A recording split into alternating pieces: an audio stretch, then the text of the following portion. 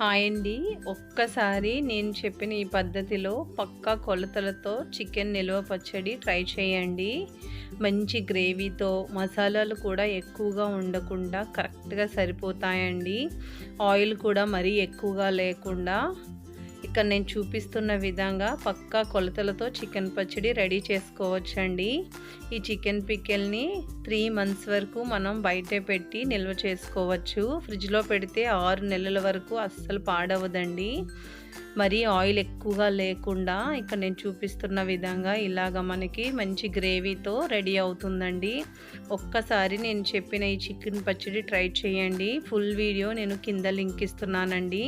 ఒక్కసారి పూర్తి వీడియో చూసి ఈ చికెన్ పచ్చడిని ట్రై చేయండి. తప్పకుండా మీ అందరికీ నచ్చుతుందండి. చాలా చాలా టేస్టీగా ఉంటుంది ఈ చికెన్ పిక్కలు.